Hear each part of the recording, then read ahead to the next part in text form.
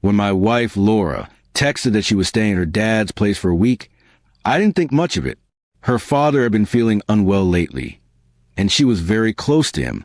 I replied with a quick, "Take care, give him my best," and went about my day. The house felt quieter than usual that week. Laura often filled it with chatter, humming while cooking, reminding me to water the plants, or asking random questions just to hear me talk. I missed that energy, even though I tried not to dwell on it. 3 days later, I was working from home when I heard the mailman knock. He handed me a small, thick envelope addressed to Laura. I placed it on the kitchen counter, not thinking much about it. But as I sorted through the rest of the mail, I noticed something unusual. Another letter, this time addressed to both of us, from a law office.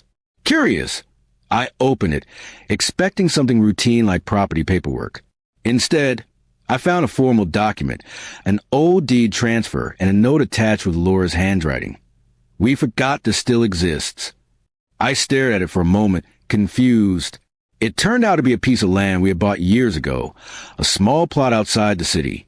We had dreamed of building a little weekend cabin there, but never followed through. The letter explained that the property needed renewal or it would return to the state's control. I smiled, remembering those early days when we used to talk about a place to escape together.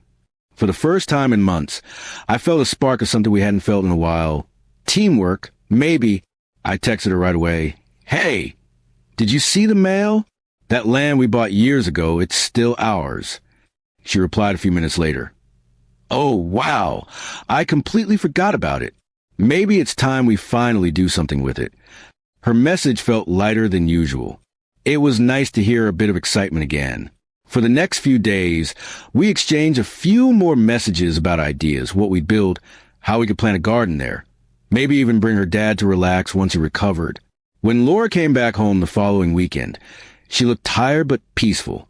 "Dad's better now," she said with a soft smile.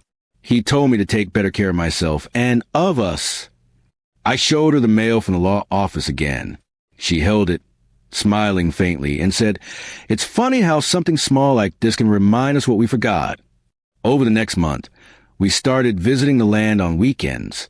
It was just an open patch of soil and wild grass, but to us, it became a symbol of rebuilding, not just a dream, but a connection. Sometimes we'd sit there for hours, talking about life, about how easily people drift apart without realizing it. She admitted she had been overwhelmed lately, tried to manage everything: work, family, and emotions. "I didn't mean to pull away," she said one evening, watching the sunset. I told her it was okay. What mattered was that we were both willing to rebuild.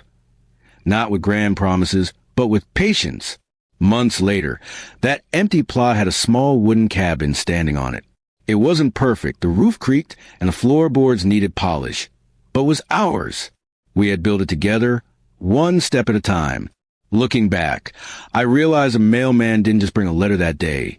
He brought us a reminder of what we had once dreamed and what we could still create.